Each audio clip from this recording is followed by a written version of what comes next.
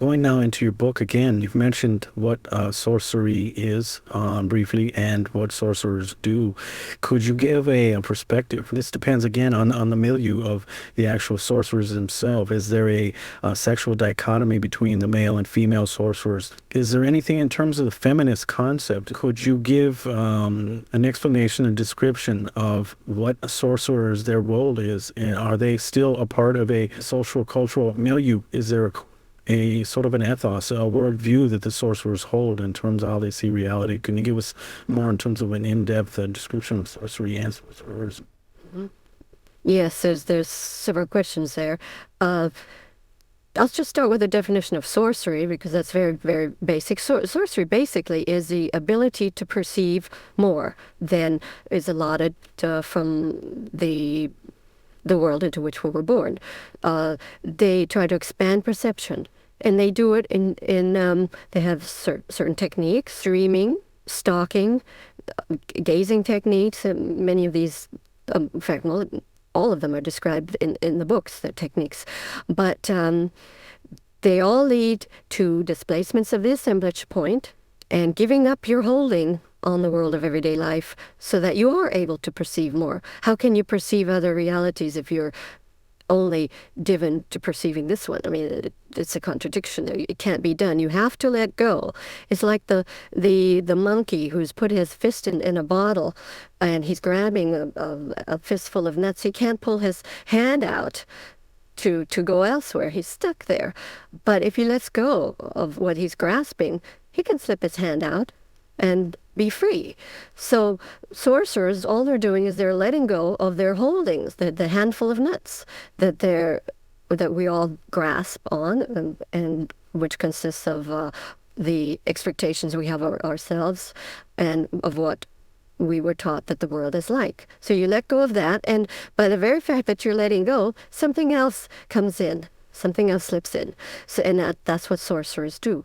Now the training is basically the same for everyone, for anyone, except I did mention that Carlos Castaneda, being the Nalal, was trained in the use of the psychotropic plants at the very initial stages. After that, he was also trained, did many recapitulations, as we all do. That's fundamental. The first thing that anyone does, forget the marijuana, forget the taking anything. You sit down and do a thorough recapitulation. That in itself will set you up and give you the possibility of moving elsewhere. Recapitulating your life is letting go of that handful of nuts that you're grasping on or whatever. As you let go, it's very painful because all our lives we're taught to hold. The stronger your hold is, the better person you are, the more ego strength you have. So sorcerers teach the opposite. And that's why we call sorcery training really not doing, because they don't really do anything in particular. They just not do the things that we were trained to do. So it's very simple, but in its simplicity, it becomes almost impossible, and there's very few takers, of course.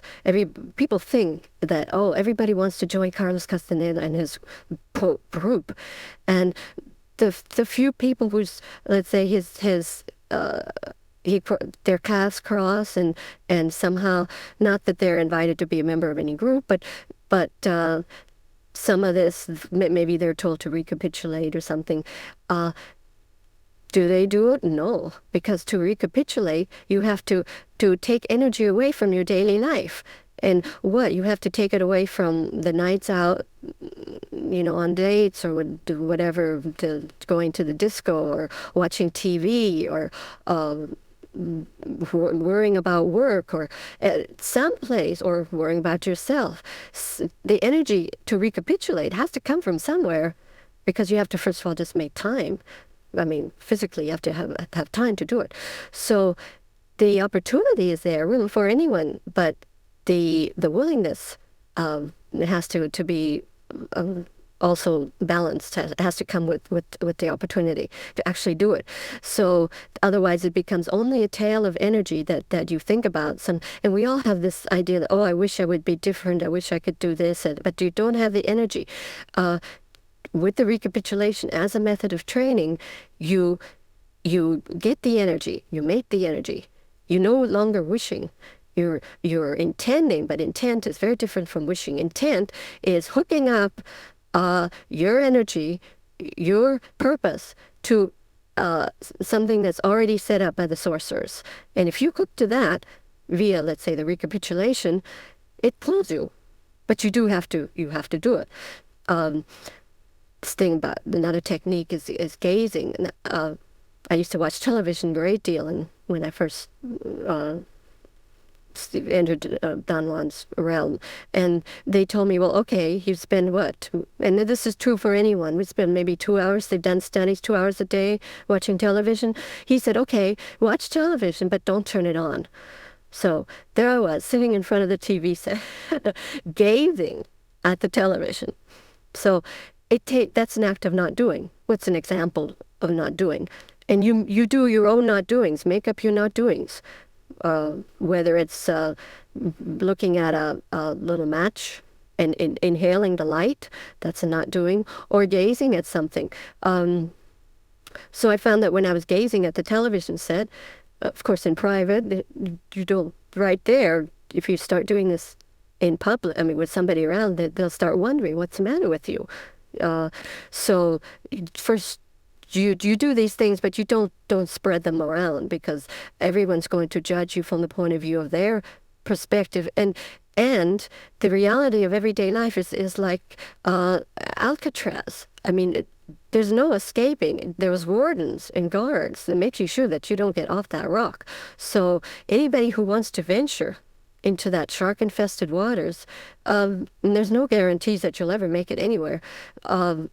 You do have to practice stalking and be very obtrusive. A stalker, give a definition of a stalker, is someone. Well, one of the definitions is someone who really makes it an art of being invisible. So you can get off the rock as long as nobody sees you. It's as simple as that. There's no nothing's holding you there really. You just let go of that handful of nuts. But make sure nobody sees you. You do it gradually. Otherwise, they're going to make sure that they're going to put impediments in your path, guaranteed.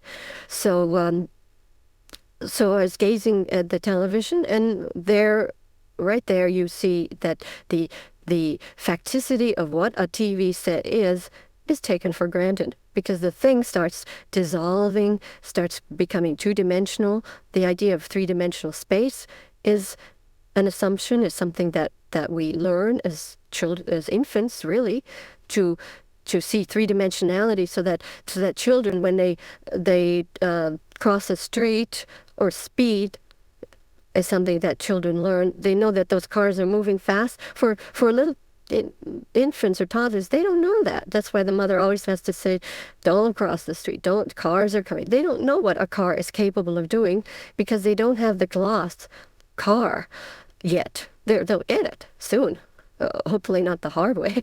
But if they burn their finger on a flame, they'll realize that is heat and what the properties of fire is. Even that is something not a given fact, because there's people that can walk on coals and not get burned. We learn the parameters of our reality. So gazing disrupts the facticity of our reality of everyday life. Let me talk a little bit about women. I was trained by, basically the female members of Don Juan's group. Eminito, who to me, was absolutely male, but he was Suleta's dream body. Your dreaming body could be really anything, male, female.